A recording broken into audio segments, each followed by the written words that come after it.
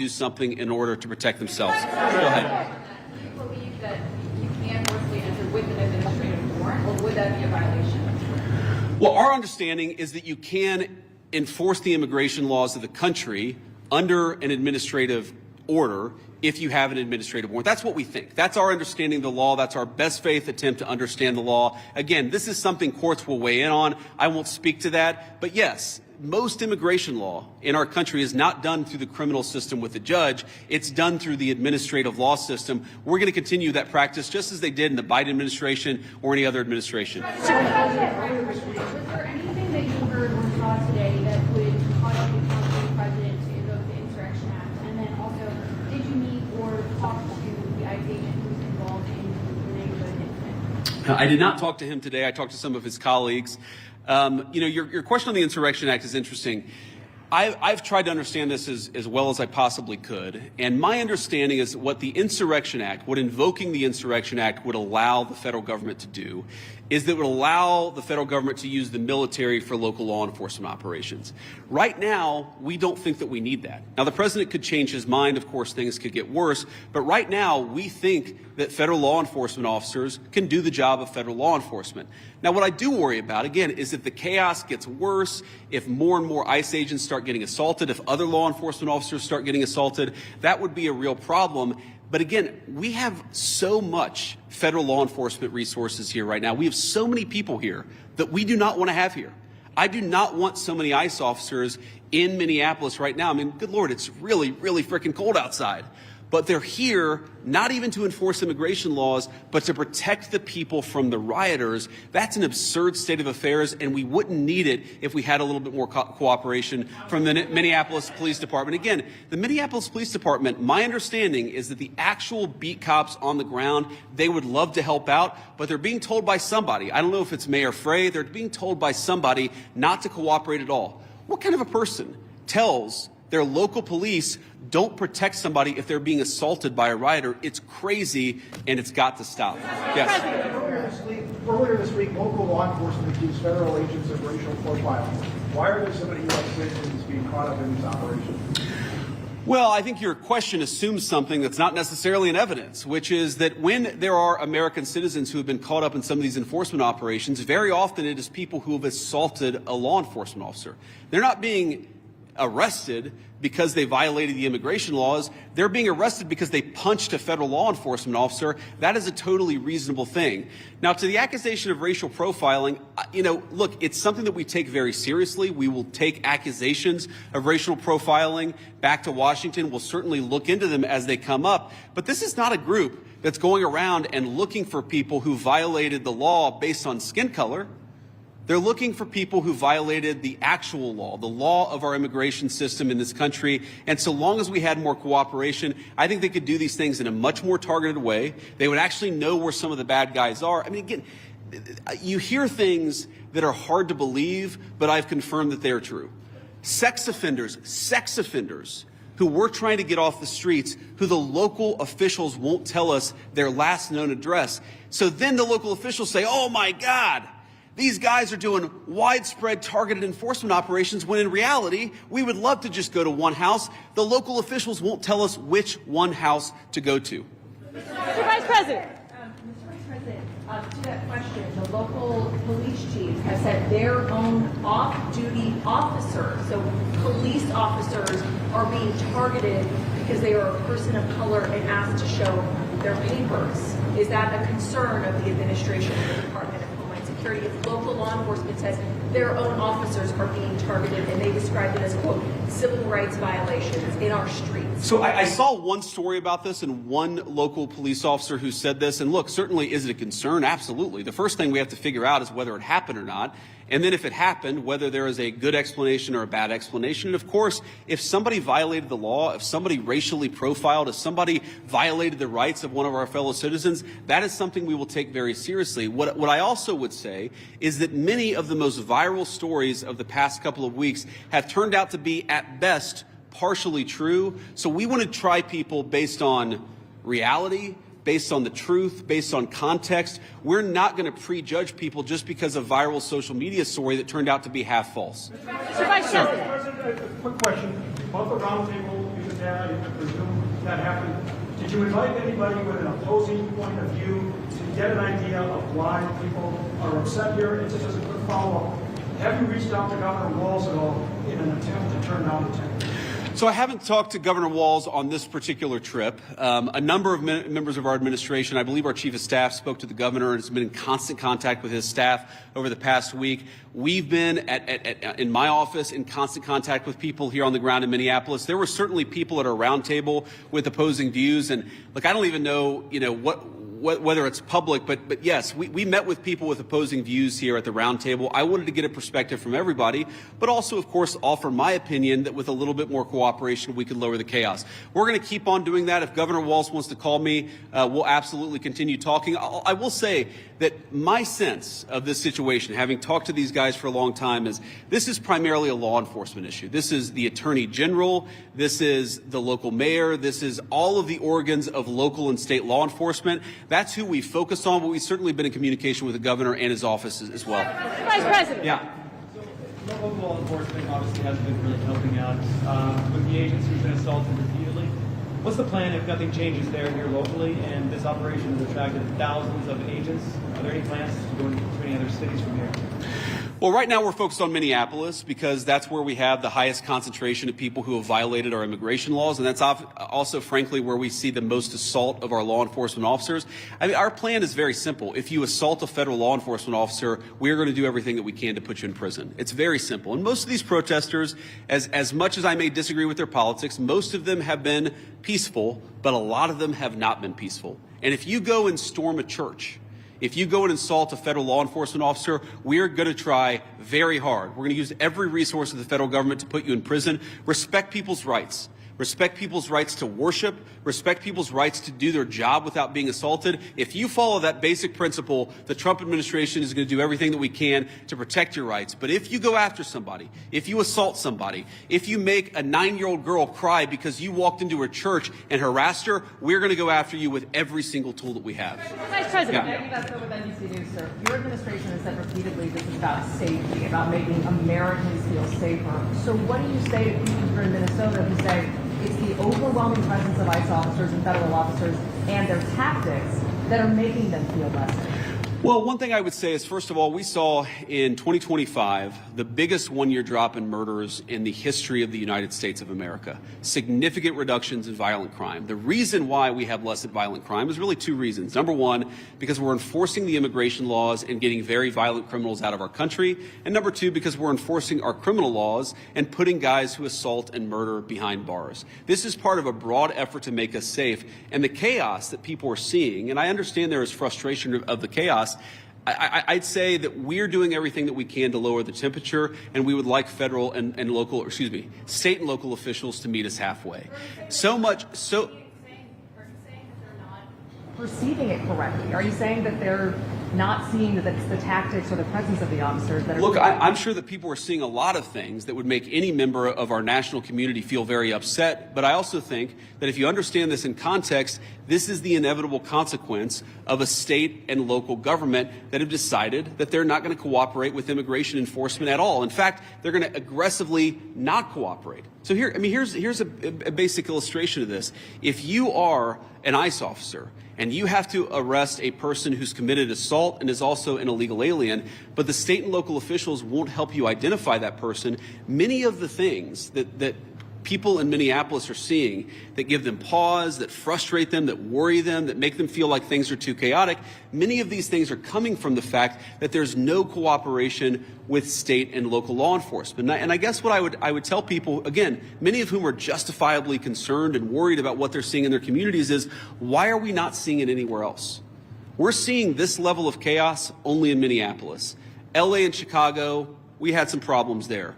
Pretty much every jurisdiction where these guys are operating, you don't see the same level of chaos. You don't see the same level of violence. You don't see the problems that we're seeing in Minneapolis. Maybe the problem is unique to Minneapolis, and we believe that it is. And it's a lack of cooperation between state and local law enforcement and federal law enforcement. Sir. CNN. ICE has been operating here for years with less pushback than we're seeing right now. And even the St. Paul police chief recently said, is there not a way to find common ground without scaring the hell out of people in the community? Those were his words. And I just wonder, with this Operation Metro Surge, is any part of it meant to send a form of political message to the leaders here in Minneapolis and the state of Minnesota? And I know you talked about you've been in touch with the governor's offices and the mayor's offices, but why have you not been able to speak to them directly? Have they not been willing to do so? Well, look, I have spoken to some of the people in Minnesota directly. I spoke to some of them today. I've spoke to others in the past. And again, our staff has been in very direct contact with pretty much every official with any influence or any power in Minneapolis. But no, we're not trying to send a political message. We're trying to enforce the law. And unfortunately, what has happened is that as we've enforced the law, there's been this weird reaction, again, unique to this city. This is not a common thing across the United States of America. There's been a very unique, very Minneapolis-specific reaction to our enforcement of federal immigration laws. What I'm trying to do here today is understand why that is. What is it about Minneapolis that has become so chaotic? What are the specific types of cooperation that we need? Look, I don't need Tim Walz or Jacob Frey or anybody else to come out and say that they agree with J.D. Vance or Donald Trump on immigration. I just don't need that. What I do need them to do is empower their local officials to help our federal officials out in a way where this can be a little bit less chaotic and it can be a little bit more targeted. Like if we're trying to find a sex offender, tell us where the guy lives. Simple things like that, simple changes in how they're approaching immigration enforcement would make this work a lot better. It would make Minneapolis' streets a lot safer, and it would make this whole thing a lot less traumatic for this community. I'll take one more question. Mr. Vice President. Go ahead. You've said that it's time to turn down the temperature. Does that include changes to both ICE and CBP tactics that we've seen employed on the streets, including less than lethal tactics, pepper spray, pepper ball? Beyond that, what is the federal government's role in turning down the temperature? And the Minnesota Department of Corrections says that its own officers have been cooperating with ICE all along, handing over criminals once they serve their sentences to ICE officials. Can you concede that there is some cooperation with the state? Yeah, look, if I was going to list the 5 agencies locally and statewide that I'm most worried about, I wouldn't put the Department of Corrections on that list. I think that while there are certain things we'd like to see more from them, they've hardly been the worst offenders. You agree with that, guys? That's a fair assessment. But I think you talked about tactics and you talked about the response to things. Look, we don't want to employ tactics that we don't employ the kind of tactics that are only necessary when violence is committed against officers. That is these guys' directive, and that's what we're going to try to do. And again, the president said this a couple of days ago. Whenever you have a law enforcement operation, even if 99.99% of the guys do everything perfectly, you're going to have people that make mistakes. That is the nature of law enforcement. What I do think that we can do is working with state and local officials, we can make the worst moments of chaos much less common. And all they've got to do is meet us halfway. These guys want to communicate with them. They want to talk to the local business leaders. Many of these guys, many of the people standing behind me are members of the Minneapolis community. Many of the officials that I met today who work in federal immigration enforcement, this is their home. They love this place. These are their neighbors. They want this to work a lot more smoothly. I think that we can get there. We just got to work at it a little bit, and we need some cooperation from state and local officials. The last thing that I'll say is I just hope they give it. This is a beautiful city. I've only been here a few times. I love it. Even in this weather, I love Minneapolis. We could do a lot better. We could do a lot more with more cooperation. The Trump administration, the directive that I got from the President of the United States is meet these guys halfway. Work with them so that we can make these immigration enforcement operations successful without endangering our ICE officers, and so that we can turn down the chaos a little bit, at least. I think a lot, actually.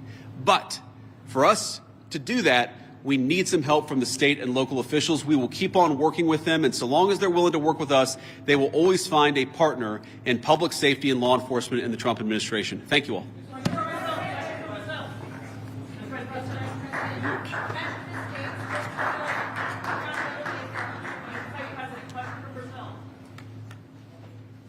Brazil? Yeah. Go back, man. It's cold up here.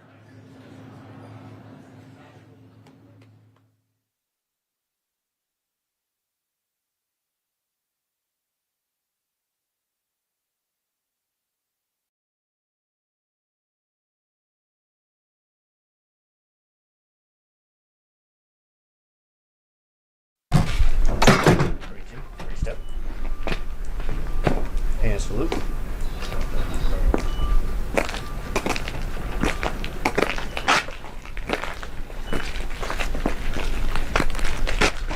Thank you very much. So beautiful. Look at nice. Be careful. It could be a little bit slippery. You don't want to slip. Pretty scary. Yeah. That would be it. That would be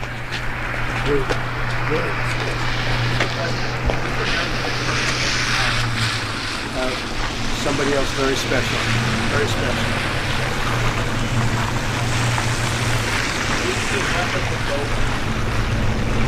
Very fair.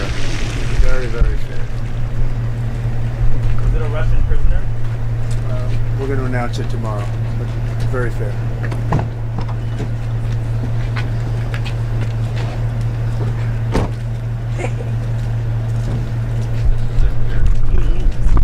Mr. President, why did you not use the government plane to go pick up both men? Save the government money. How much? A lot. We save the government a lot of money. Are you concerned about safety? If Russia passed the plane? Mr. President. Mark Fogel. He looks good.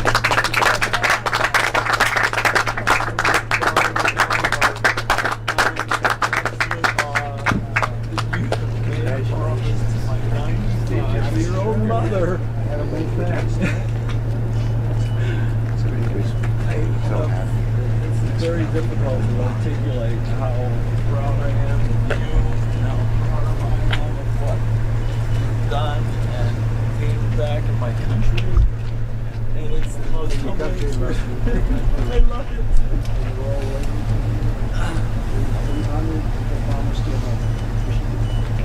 She's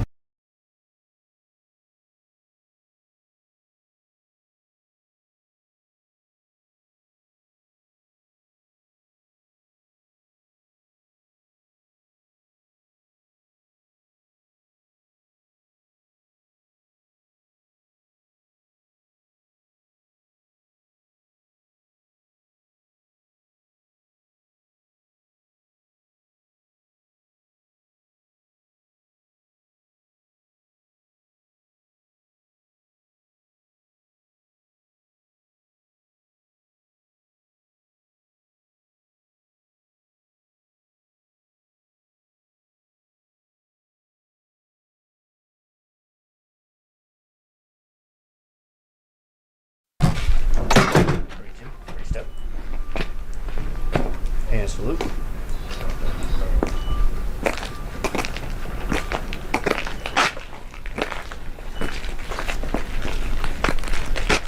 Thank you very much.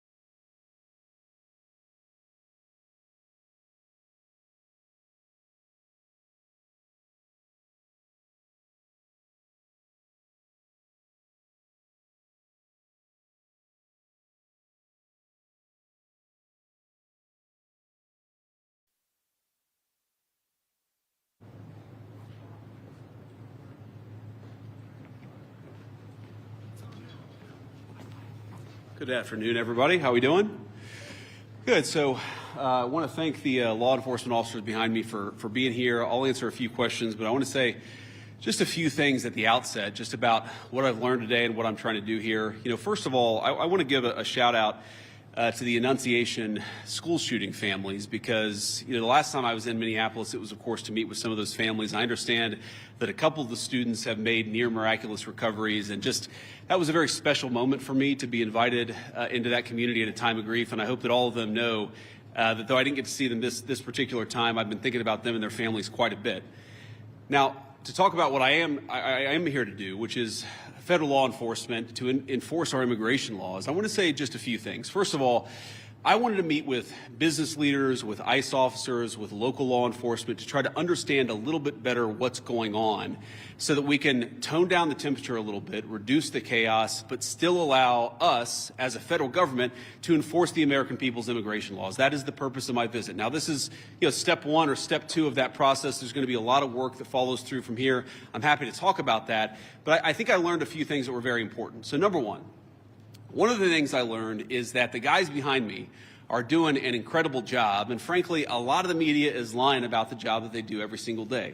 Now, it doesn't mean that there aren't occasionally stories out there, there aren't occasionally videos out there that suggest that these guys, or at least some of the people who work for them, are not doing everything right. But very often, if you look at the context of what's going on, you understand that these people are under an incredible amount of duress, an incredible amount of chaos, and because of a few very far left agitators, a lot of these guys are unable to do their jobs without being harassed, without being doxxed, and sometimes without being assaulted. That's totally unacceptable.